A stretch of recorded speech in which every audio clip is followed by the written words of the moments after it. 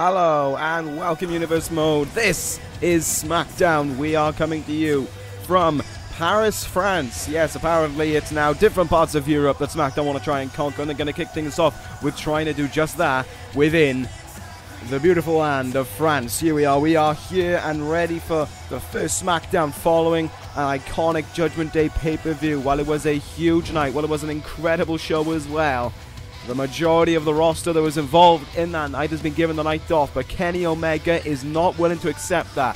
He is deeply frustrated following his loss to CM Punk and believes that that loss was not through a fault of his own, but rather through the fault of the officiating, and has demanded tonight to take on anyone in the back who wants to step up to the plate. So with that in mind, we're going to kick things off here on SmackDown with Damien Sandow in action. He'll be taking on the Perfect 10, Ty Dillinger.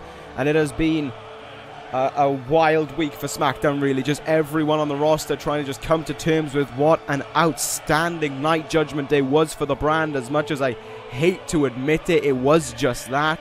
And the outcome of that Iron Man match. Bobby Fish winning with roughly 4 seconds left in that match, beating Shinsuke Nakamura 2-1 to retain his WWE Championship and continue to surpass his 300-day championship reign and look to close in on the magic number, 365 days, which, if he can get, for Fish, just for retrospective reasoning, Fish will hit that 2 days after the Money in the Bank pay-per-view, provided the Money in the Bank pay-per-view is actually on time.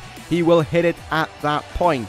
However, that is still about 2 months away, so it's still at least another title defense for Bobby Fish on the way to that. But nevertheless, here is the Perfect 10, Ty Dillinger, and this crowd here in Paris, all behind, it seems, all chanting, all putting their hands up in the air, all doing the 10 chant, trying to will Ty Dillinger onto a win here tonight over Damien Sandow.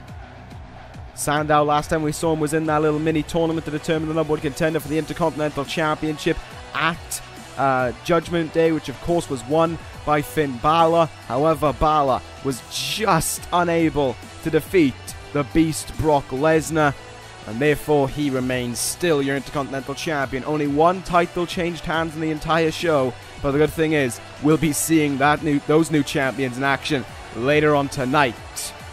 But right now, we focus on Ty Dillinger. We focus on the Perfect 10, looking to get a win here tonight to kick off maybe his quest for an Intercontinental Championship match. It would be a long and a tough haul for Dillinger to get that far, but Sandow may see himself as wanting that same opportunity, and Sandow kind of has a claim to the contendership, I suppose you would say, considering in that mini tournament he was able to pick up a win before being eliminated in the triple threat match of that tournament by the eventual winner, Finn Balor. Nevertheless, what is on for SmackDown here tonight, like I said, that is a bit more of a relaxed card. SmackDown not want to go all in on the road to their next pay-per-view just yet. They're going to play it cool. They're going to just relax for a little bit and then start to go full steam ahead, as SmackDown only knows how to. So following this, if memory serves me correct, I believe the next matchup will be I think I'm completely blanking is what I am.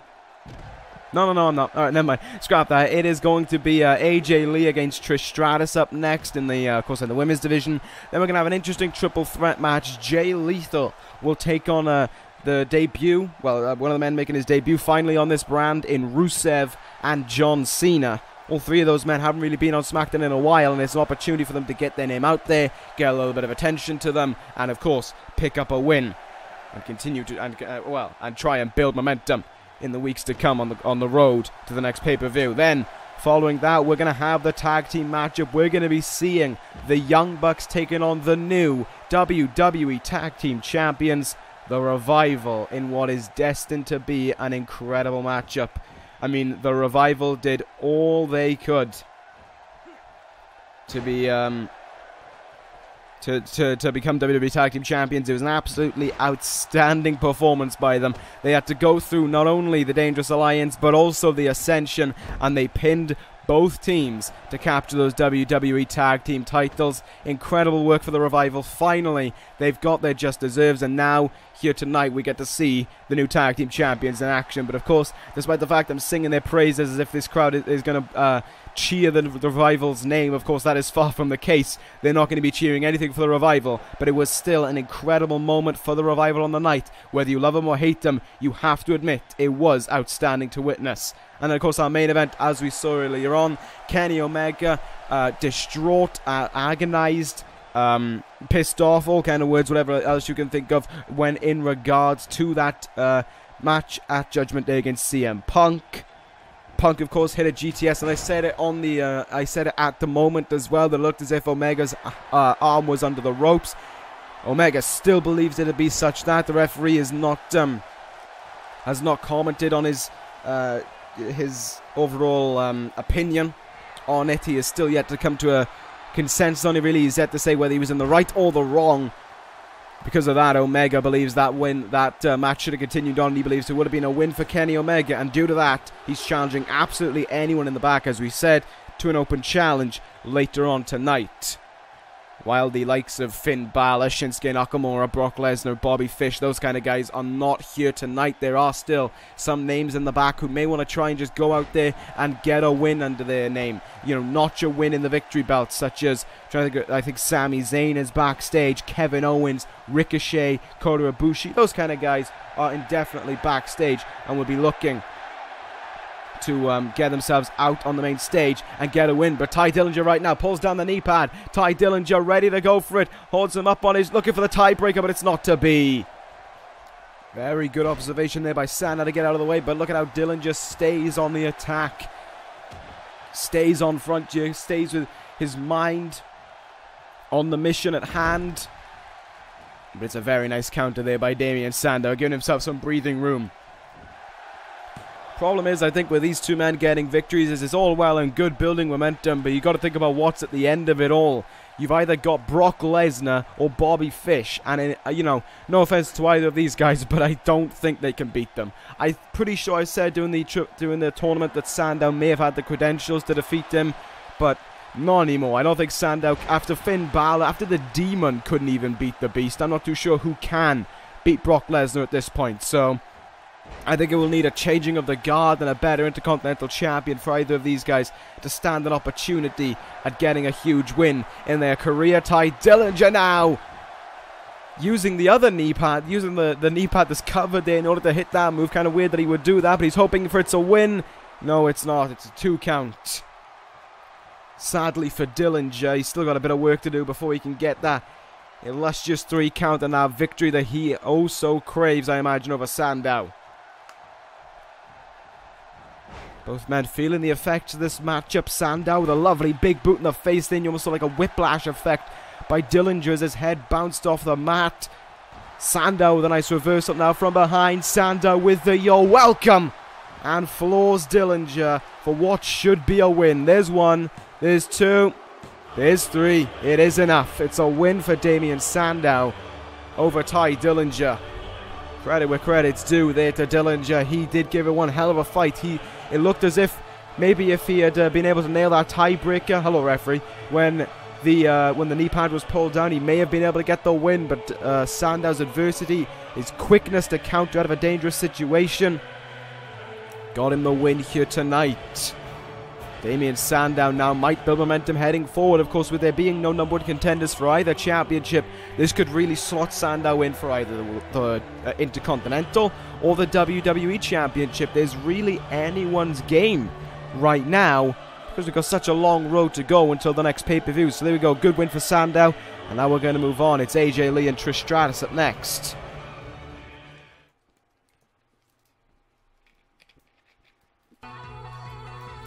Alright, AJ Lee heading towards the ring now, wherever she appears. There she is. AJ Lee, the runner-up in the Queen of the Ring tournament, ended up losing it to Gail Kim, who right now over on Raw stands a chance of becoming the Raw Women's Champion next week at Over the Limit. There you go, Daronalo. There's your plug. I just plugged your god-awful show on one of the best shows, on the second best show there is. A distant second, but the second best show there is. So that being said, AJ Lee here looking to try and build momentum on SmackDown, looking to try and prove that she should be next in line for that opportunity against Winter.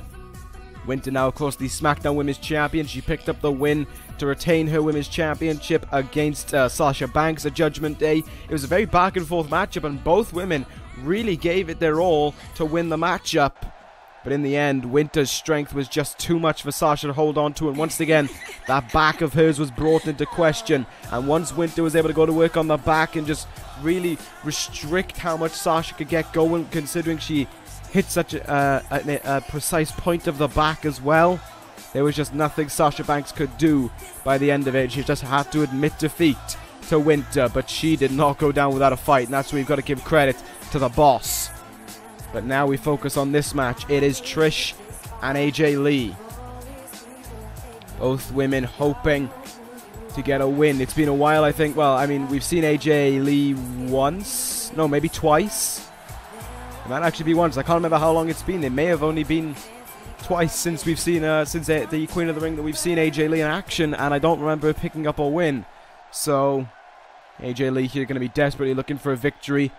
Trish Stratus going to be looking for the same as well, as both women try and gain momentum, try and get that next opportunity at Winter. Of course, I would argue that the better women's division is on Raw. As much as I hate to admit it, I would argue the better women's division is on that brand. They have so much better talent. But then again, you got to look at it on Raw.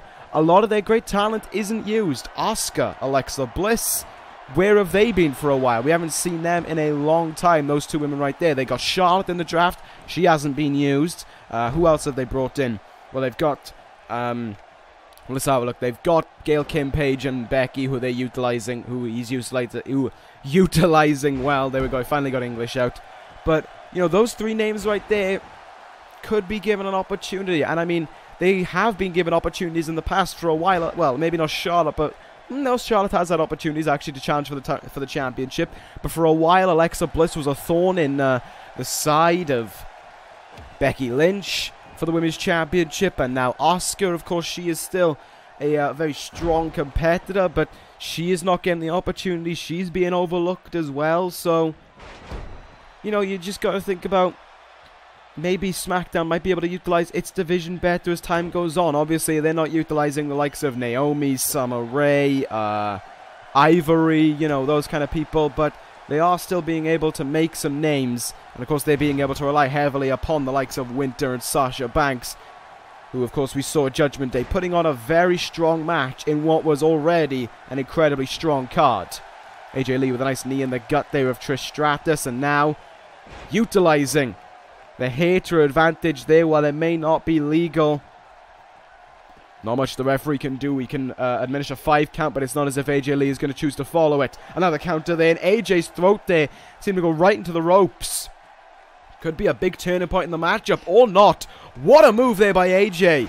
You saw Trish try and cover up her face there to avoid the kick, but even AJ knew she was not aiming for that. Great work there by AJ Lee, and now we continue on here. But Trish looking for the chick kick. Can she get it? Yes, she can. Firmly in the face of AJ Lee. This could be over before we know it. Could be a win here for Trish Stratus or not. AJ Lee able to kick out at 2. Having to utilize quite a bit of a smaller frame there to kick out. But she's still able to keep the match alive for herself. And now Trish going to go up high. Misses the elbow drop though. But AJ's unable to capitalize. Seeing Trish here being able to almost hold off AJ on almost all accords. But now AJ Lee sliced bread. Nicely done there. Cover right after it. Will this be enough? There's 2, and oh no, it's not. AJ Lee seemed to hope it was going to be just enough to get that victory for her. And now up high she goes. Looks to be calling Trish up to her feet here, waiting to see what Trish Stratus will do. AJ going to fly. Oh, she did not connect all of that. Did not get enough of a jump on her there. But nevertheless, she is still able to continue on here. Back up to her feet. Back utilizing control in this matchup. Another Black Widow. The Black Widow locked in by AJ Lee. Will she force Trish to tap out here? No, it's a great reversal by Trish. Fair play. very technically sound to get out of that drop toe hold, to get out of it. Discus clothesline does not connect, and now we're seeing quite a bit of a back and forth here. AJ with a roll up now, hoping it's enough to get the win over Trish. There's one, there's two, and so close there. If AJ Lee was able to utilize that speed against Winter, she may be able to close in on a near victory. But then again, the difference in strength between the two women would kind of give Winter almost a unanimous advantage in that aspect, which may make it difficult for AJ. What a tilt-a-whirl DDT there. Trish spiking almost on the top of her head. And now AJ Lee seeing the opportunity here to pounce, seeing the opportunity to try and close in on the victory. There's another sliced bread. Right into the cover. Here goes AJ again. There's one, two, and no. Trish again kicking out. Ever since that chick kick, really, it has not gone Trish Stratus' way. AJ Lee having her at almost every front. Lovely splash there by AJ straight into the cover, but does she have enough mass within her body to be able to keep Trish pinned down? No, she doesn't. But she is still in total control right now, and once more is able to feed it into the Black Widow. The Black Widow submission again, tearing on that arm. Trish Stratus trying to stay in it, trying to fight through it, but to no avail. Trish taps. Trish taps out, and it's a victory for AJ Lee. There you have it, AJ picking up a win there and showing why she was the runner-up in a tournament that she was an extreme underdog in. The underdogs have succeeded thus far within some of the tournaments, it seems. I mean, we had, AJ Lee being the runner-up in this tournament, Suicide being the winner of the Cruiserweight Classic, and now Cruiserweight Champion.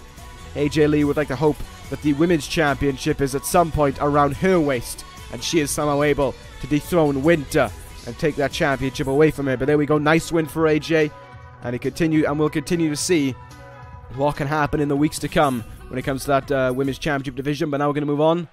Next contest, triple threat. Jay Lethal, Rusev, Cena. All three men looking for that momentum booster, looking to get their name out there, looking to throw their name in the hat for either championship. Just a question of who will be able to get the win here tonight. Lethal heads towards the ring right now. He was eliminated first within that Intercontinental Championship tournament, and you assume it must have frustrated the self-proclaimed greatest first-generation wrestler that ever lived in the world. One of the two, I can't remember. But anyway, Jay Lethal here hoping for that victory, and it would be a big victory as well. Rusev and Cena, not a pair of pushovers right there. Would have to take them immensely serious. So it'll be interesting to see what can happen in that aspect. Lethal perhaps maybe could be seen as the underdog in this one, and that might give Lethal all the fire that he needs to try and get the win. But then again, when it comes to this matchup, Jay Lethal is the only member in this match to hold a singles championship, and he held a singles championship for some time. Former Cruiserweight champion, I believe, and a former United States champion as well. So he's got all the credentials there he needs, really, so maybe he's not the underdog. But certainly when it comes to power and size, he may be. But here comes perhaps the favorite in both those aspects, Rusev, heading towards the ring. Will the Bulgarian Brute be able to get a big win for him here on his SmackDown debut? Rusev would like to hope so. He was brought over in the televised draft. Went from ECW, of course, to SmackDown, and I'm kind of glad that Rusev's getting this opportunity on SmackDown, because as as tough of an opponent is, as rough as Rusev can be within that ring, I'm not too sure if he would have been able to handle the talent that we have on ECW, and would have been able to truly break in to any kind of division. Here, though, I could honestly see Rusev being a credible competitor, I would say, for the Intercontinental Championship. I'm not being sarcastic when I say this. I think Rusev, based off of his speed that he possesses, his surprising speed, his strength, and his versatility and his endurance, I honestly think he could give Brock Lesnar a run for his money at some point down the line. Rusev has an opportunity to become a big name here on SmackDown, and he can all kick it off here with a good win in this triple threat match. Will Rusev be able to, though? Well, I'd like to hope so. So we'll be able to see what will transpire for the rest of his SmackDown career to come. However, there is one man left to make his way out here. Rusev seems to have his eyes intently locked towards the entrance ramp right now as the arrival of the former Mr. Money in the Bank, the man who failed to defeat Bobby Fish when he cashed it in at TLC. John Cena, for the first time in a while, makes his way towards the ring. When was the last time we saw Cena? One of the last times I can remember was the Royal Rumble, maybe. That was about 4 months ago. Cena has been struggling to fit in this universe, it has to be said. I mean, you wouldn't expect it based off of, you just look at Cena and you just think, he's got it all, really. I'm trying to think of the trick words. He's basically like a total package. That sounded fucking Geordie as shit.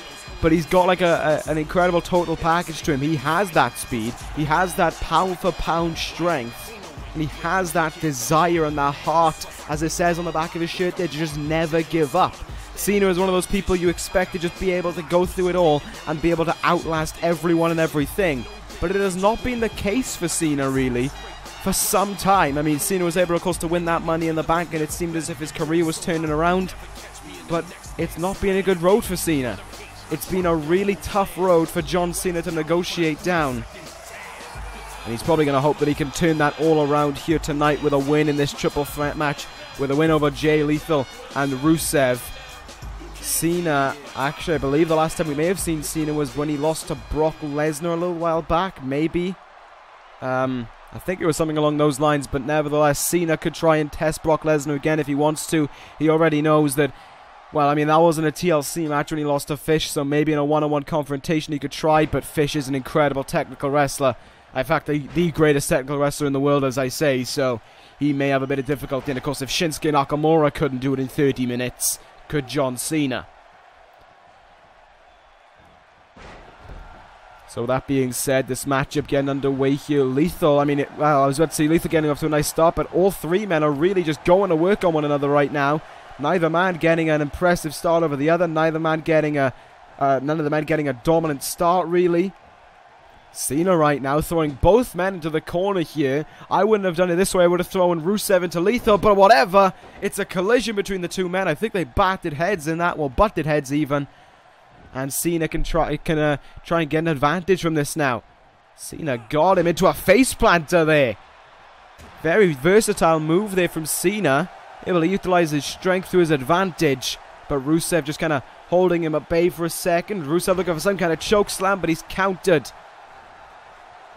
Into it was like a reverse STO in a way there. Lethal now with him up on his shoulders. Cena able to counter out of this as well. Now it's someone getting a strong start in the matchup, and it's John Cena certainly able to take it to both men right now. Rusev recovering on the outside. Pin following that powerbomb, but almost Rusev knew he was incoming. Was quickly able to get himself back in the ring here. Lethal takes the opportunity to roll outside of the ring, and oh good God, what a German suplex there by Rusev. Like I said, might be able to handle Brock Lesnar. Magma Claw now. Sit down, Magma. Waving down the nerve there of Cena, trying to trap a nerve, trying to take away the strength in Cena's incredibly large arms. Fireman's carry slam there. Well, pretty much a mini AA when John Cena does it. Now what are we witnessing? It's Cena with I believe that was a gut wrench suplex. My feed cut out for a second there. What a DDT by Jay Lethal. Exploding out of the blocks there, and Cena now is going to take a break on the outside. Jay Lethal showing incredible strength there to hit that Michinoku driver. Cover right after, makes you think why he didn't bridge. But nevertheless continues going there. Only a 1 count. Rusev powering out of that one early. Rusev indeed matchkering right now. But elbows into the chest there by Jay Lethal. Now looking to use his speed to his advantage as he hits that swanton onto Rusev there. Cena now back in the ring, looking for something big. Look for some kind of half Nelson thing there, but Jay Lethal with a great reversal there. And now brings him in. Slamming him down there with a section of the Lethal combination. Cena down but not out. He's up to his feet. He's taking a moment to catch his breath on the outside while Lethal and Rusev continue to go at it. Cena hoped for something there on Rusev and is able to quickly counter his way out of that belly to belly as well. John Cena now, nice elbow in the back. I thought we were about to see both men team up there to take apart Rusev. Rusev now counters the Irish whip. Lethal jumps back, and lethal injection to Rusev. Great work there by Lethal, but he's unable to capitalize because Cena was lying in wait. Cena counters, and now John Cena looking for it. Attitude adjustment on Lethal. All of a sudden, the momentum swings, but Cena was unable to get that 3 count. Lethal going to take the moment there to roll outside of the ring. Good idea. Meanwhile, Rusev has to stay in the ring, but he's able to counter Cena for a second. Taking the leader of the C Nation into the turnbuckle for a moment. What will Rusev look to do with his power? Snake eyes there to Cena. And now from behind, will it be a German suplex? Indeed it won't be. Great counter there by Cena at the last moment. And a simple slam. Down goes Rusev. It takes a moment to roll outside of the ring and recapture his breath. Gut-wrench suplex. Got to give credit where credit's due to Cena right now. Holding off both sides of the fence, really, and is able to take them both down. Here now, this crowd seems to be behind Cena. Seems like we've got a bit more of a family crowd here for SmackDown. You can hear by the chants. Lethal from the top rope with that elbow drop. Cover after it. Rusev taking some time to recover on the outside, but Cena's able to power out early. Perhaps the crowd there willing John Cena on.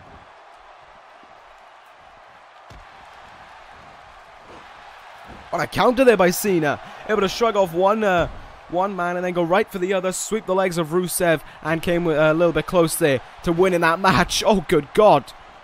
Hefty German suplex, and Cena does the right thing there, rolling to the outside, because right now Rusev is starting to look like he's in control. Cover here after that backbreaker, only managing the 2 count though. But Rusev looks to keep going here. It's a good showing from Rusev thus far. Lethal able to hold his own as well. All 3 men really impressing right now. Maybe Cena more than the others right now, but it's all about who gets that victory at the end of the day when you think about it. Kick out at 2 there by Rusev, but he's unable to avoid those elbows into the chest by Jay Lethal. And now Cena from behind. German suplex is countered. Once more, great counter by Lethal, but he's unable to capitalize. Cena sends him down there with 2 simple strikes. Lethal rolls outside of the ring. That may have been a critical mistake if Cena can capitalize on Rusev. Unable to right now, and Rusev dumping Cena down on his back there. Quick cover after it. May not have been a smart idea there, and it shows why. A kick out of 1 there by Cena. And Rusev here going to work on the back now. This is good. This is what he needs in order to lock in his submission maneuver, which he's going to go for right now. Stomp into the back. Rusev stitches in the accolade, but at an awful time there. Lethal just got back up to his feet and may have been able to save Cena from that loss there. God, all the men, they're all putting boots to one another right now. Cena rolls outside of the ring, and it's back to Lethal and Rusev. These 2 men squaring off quite often within this matchup. In fact, Lethal kind of squaring off with both men quite often. What a knee there by Rusev. The heart there of Lethal to be able to fight back right away. An incredible thing to witness. Able to counter his way out of it there. Good job by Lethal. Backbreaker of his own to Rusev. And Cena gets back in the ring now. Rusev rolls outside. Quick strike by Cena. And he ducks under. A second attitude adjustment to Lethal. Will it be the win for Cena? There's 2. And again, Jay Lethal kicks out at a count of 2. That was one of the best times Cena could have hoped for there to try and execute that. Rusev had just rolled to the outside, but he was unable to get that 3 count. Rusev came in there. Looks as if he might have wanted to go for his Sandow kick, but instead he gets a knee in the face and he's busted open now. But Rusev continues to fight yet, but Cena's up to his feet now, taking apart Jay Lethal. Down goes Lethal now. Rusev waiting in the corner. Lethal rose to the outside temporarily, and Cena not taking too kindly to Rusev's actions in the corner. Cena now. Oh, double axe handle strike there into the face, into the open wound of Rusev. Cena now clotheslined him down there. That was a lot of power put in that one. As John Cena now Not too sure what to think about, not too sure what to go for. Yeah, perhaps the incredible size of Rusev, just a bit too much for Cena at this current moment in time. And he pays for it with a backbreaker there. Cena made a simple slip up. And that may have cost him the matchup now, because Lethal's getting back up to his feet. And once more, Rusev locking in that grip. And Cena deciding to roll outside of the ring. I'm not too sure how smart of an idea this is by Cena, especially considering Lethal's firing it up. Another lethal injection to Rusev. Rusev now busted open. Cena unresponsive on the outside. And it's a win for Lethal. One mistake by Cena. That's all it took. If he had locked, it seems if Cena wanted to lock in the STF, if he had done that sooner, he would have probably got Rusev to tap out and he would have got the win. But he just second-guessed himself, and then he decided to roll out of the ring. Perhaps the worst thing he could have done at that moment. And because of that, Jay Lethal is your winner here tonight. A great win for Jay Lethal, who can now throw his hat into either championship should he choose to do that. It was a very entertaining triple threat matchup there. Congratulations to Lethal, and good job by Cena and Rusev as well. I honestly could have thought prior to the Rusev getting busted open, it was a 3-horse race. Good showings by all, but we're going to move on now to see our new WWE Tag Team Champions in action. Here come their opponents, the Young Bucks. The men who have recently become infatuated, it seems, with the Bullet Club. You can see by the fact they wear their gear. They represent the Bullet Club. They sing their praises on social media. The Young Bucks here, with of course their new friend in Kenny Omega, the King of the Ring, who will be seeing in action later on here tonight. Really, those three men now trying to cement their name into Smackdown. And you could tell why by the fact that they are right now in the 4th and 5th match of the night. So it's a good show in there for those three men. However, they'll both be looking for victories here, and I think the Young Bucks are going to struggle maybe to get that win. No offense to the Young Bucks, but their opponents are the new WWE Tag Team Champions. They went through 2 teams, one right after the other, and were able to get the win. Like I said at the start of the show, whether you love them or you hate them, you gotta commend them, because here comes the Revival. The WWE Tag Team Champions. What a sight that is to behold. Scott Dawson and Dash Wilder fought so hard to get this win, to get those tag team titles, and they finally have the goal that they can utilize, they can use to prove their greatness as a team. And this is really, well, this matchup right here is really what the Revival to test. It is flips against fists. Was the Revival's key motto. No flips, just fists. And the Young Bucks heavily executed along springboard offense. You know, a lot of 450s. I mean, their finisher is just a smorgasbord of aerial offense, which the Revival will look to shut down. And if they wrestle their own kind of matchup, if they wrestle how they like to wrestle, I honestly don't see how the Young Bucks can walk out victorious. So here we go. We are about to get this one underway. I believe that's Nick Jackson, but they're getting ready to start things off against Scott Dawson. Bell rings and we are underway, and Nick Jackson ran right for Dawson there, only to be countered very, very quickly. But it's a counter and response there by Nick Jackson, who is able to get a bit of his flippy moves off the bat there, which I assume will be deeply frustrating towards Scott Dawson. May see a few haymakers and a few incredibly stiff closed fist punches thrown in for good measure following that. Nick Jackson with another reversal now. A little bit of a collision between the two, and there was a nice jab there by Scott Dawson, who now goes up to that second rope. This is maybe the most the Revival will utilize out of the ropes, and it's just to drop even harder punches down on their opponents. Nick Jackson in a bit of trouble right now in the Revival's part of town. And these two men looking to do whatever it takes to make sure that they do not make it out of there alive. Nick Jackson dumped onto the knee there of Dash Wilder. Dawson staying in the ring for a second there, and once more Nick Jackson tries running at a fresh man, only get a drop toe hold for his troubles. Dash Wilder looking for a power bomb here. Looking for a gory bomb maybe. What a reversal by Nick Jackson. Incredible counter there. And it seems as if he's going to go make the tag now into his brother Matt. Maybe. No, it's a bit of a ruse. He runs right at Dash Wilder. Tilt-a-whirl DDT. And once more. Dash goes down. And tag made now. In comes Matt. And old Dash Wilder runs right at Matt Jackson. No time to breathe. Matt Jackson caught with that clothesline, but he's able to fight back here. Sliced bread. Nicely done. Once more, the flips being executed there, but Dash Wilder is not going to be too happy to have one of those hit on him. Tag made now. All the Revival look for. The incredible tag team offense, as always, demonstrated. Look at that. Working together to dump that leg drop down on a Matt Jackson's throat. Such a great tag team, able to utilize their bodies for success. Dash Wilder. Oh, sorry, Scott Dawson now with that DDT of his own there. And another leg drop. Got to work on the head there, trying to soften up that jaw ahead of the Shatter Machine. A move that got him the win over the Dangerous Alliance and the Ascension at Judgment Day. What a clothesline there by Scott Dawson. I think as time has gone on over these last few weeks, I think I've started becoming more of a fan of the Revival than I anticipated. Especially considering they were going against the Ascension. And I think there is still a match to be had between those two teams down the line. Maybe the first match for the Revival to take on for those tag team titles. I would certainly be interested in seeing that.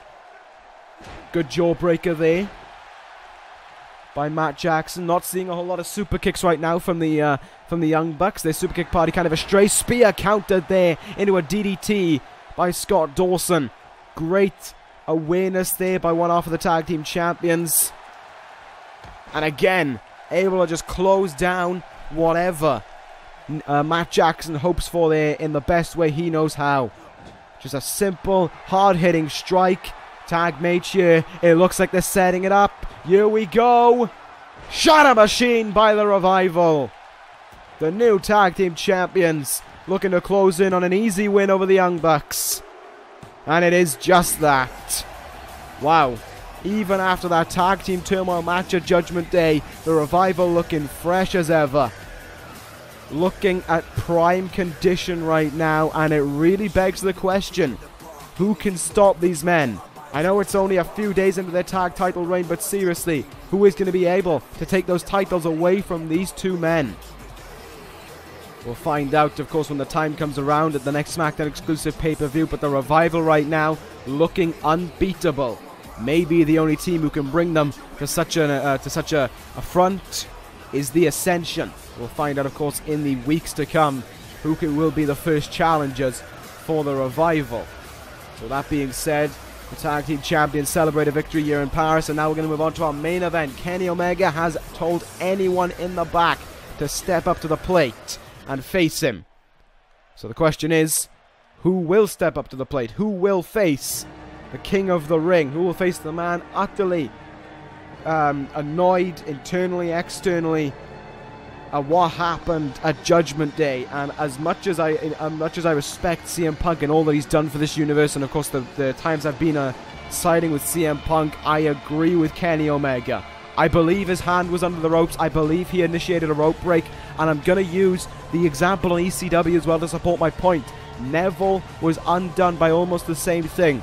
Difference being that Neville gripped the rope, but it still was a rope break in all accord. If your body is under the ropes, then you should call for the rope break. The referee didn't, and I think the officiating may have cost Omega the matchup there. Key term being may, because Punk still was proving his own against Omega.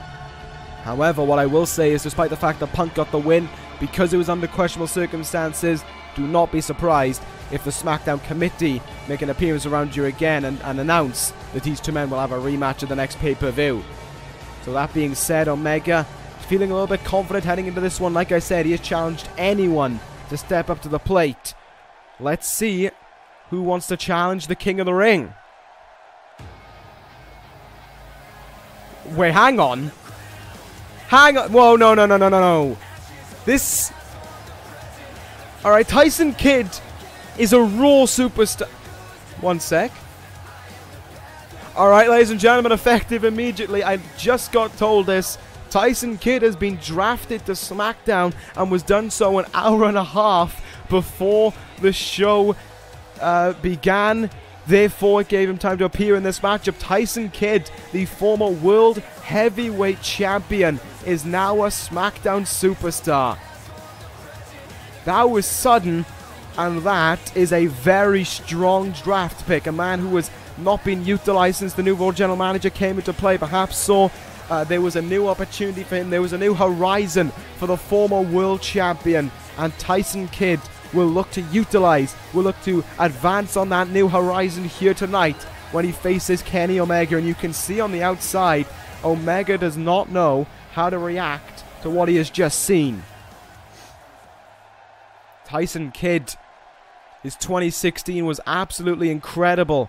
At WrestleMania, he became the World Tag Team Champion. 2 months on even. 2.5 months on, somewhere along those lines. He was World Heavyweight Champion after making Daniel Bryan submit in an amazing submission matchup at, I believe that pay-per-view was Vengeance. So with that being said, Tyson Kidd now on this brand. This has really shaken up that main event picture. There are so many names out there now who could challenge for the WWE Championship. We've been talking about it, of course, Sandow earlier in the night, Lethal. They've all tried to throw their names in the hat, and now I think Kidd is a prominent name within that, within that hat, really. That is it. This right here is a man who could significantly pose a threat to Bobby Fish. What a knee in the face there. Though by Kenny Omega. This for Omega now is not a threat. This is not a worrying sign for Omega. He will view this as an opportunity to prove why he is the king of the ring, to prove why he is perhaps the hottest prospect in this universe. With a win over Tyson Kidd. What a jumping kick in the face there by Kidd. I am still very stunned here by the fact that Tyson Kidd has arrived on SmackDown. For those of you who are new around here, of course, this may not seem as significant as a pick, as you may think, but Tyson Kidd as I said, in 2016 was a huge name. Think of him now as what Tyler Breeze is. The idea of being just no one and then all of a sudden exploding into the main scene. I know Tyler Breeze did it over a year-long period, but Kidd's was practically instantaneous. He showed up and he almost, in one of his first matches on Raw, he almost became the number one contender for the World Heavyweight Championship if it were not for Sting. Then he went on and almost became a United States Champion. Then he of course won the World Tag Team titles and won the World title. And that was within the span of about 7 months, 6 or 7 months. So it was a pretty long period, to be fair, for Tyson Kidd. It was a bit of an interesting growth for Kidd as well. And now here he is. He's gone toe-to-toe with the Demon and lived to tell the tale. He's defeated Sting. He has done so much within this universe, and Kidd still has a lot to give. So there we go. I've just given you a little bit of an explanation as to why Kidd is a huge signing for SmackDown. What he may lack in physical strength and height, he makes up for in that incredible technical wrestling ability. Of course, a graduate of the Heart Dungeon, the last graduate there was. That is what makes Tyson Kidd so special. When you are a graduate of the Heart Dungeon, you are an incredible technical wrestler. You have to be. If you fail to do that, like, look at that by Kidd there. Amazing awareness there to be able to counter out of that. Tyson Kidd, that is what makes him such an incredible superstar. His ability to be aware of any situation and be able to counter out of it. And right now, Omega's getting that in a whole heap, really. Code blue there by Kidd. And he goes into the cover after it, hoping it's enough for a 3 count here. Will it be a win? It will not be. Omega kicks out an early 1 count here. You got to assume Omega, within him, he wants to prove all the doubters wrong. You know, he wants that win almost as much as Kidd wants it right now. What a moonsault there by Tyson Kidd. Into the cover right away there. Good cover position as well. But it will not be enough to even secure a 2 count. That's what makes Kenny Omega such an incredible superstar as well. This crowd here certainly cheering for Tyson Kidd right now. Maybe something to do with that French-Canadian connection, even though, you know, he's from Calgary, but we'll gloss over that. Kidd off the top rope there with the blockbuster. Great move by Kidd. Crowd hoping it's enough here for the win, and it was so nearly that, but Omega kicks out at 2. A little bit of frustration there on the face of Tyson Kidd. He's unable there to execute that stomp. Oh, the Hadouken punch there. Kenny Omega really did not get all of that, but he seemed to have got enough there to stagger Kidd slightly. And now all of a sudden, Kenny Omega looking to spoil the debut. One-winged angel by Omega. Will this be a huge defeat for Kidd? No, it won't. He kicks out a 1. Omega trying to just play it off, really, just trying to make sure that he doesn't get aggravated by what's happened. I mean, he's already aggravated enough as is by the loss to CM Punk. Cannot let Tyson Kidd get to his head. Kidd, though, nice uppercut. And now Tyson Kidd, suplex cradle neck breaker, down onto Omega. That could be enough to secure the win for Tyson Kidd and send a warning to Brock Lesnar or Bobby Fish, whoever Tyson Kidd sees fit to challenge. Kidd now with 1, 2, 3. Tyson Kidd, welcome to SmackDown, and an impressive win on his debut, knocking off the King of the Ring. The frustration will continue to grow within Kenny Omega right now, but the man we are focusing on at this current moment in time is Tyson Kidd. So nice to see him back in the ring, great to see him in action, and great to see him picking up a win there when it counts. What will this mean going forth for both men? I'm not too sure. If Omega wants that rematch with Punk, he is going to have to do better than just losing to Tyson Kidd. But then again, it is Tyson Kidd who he lost to, and he was able to utilize his finishing maneuver within the matchup. So we'll see what's going to happen there, but I'm interested to see what's going to happen with Tyson Kidd on this show as well. Will he challenge for Bobby Fish next up for the WWE Championship? Will he go for the Intercontinental Championship?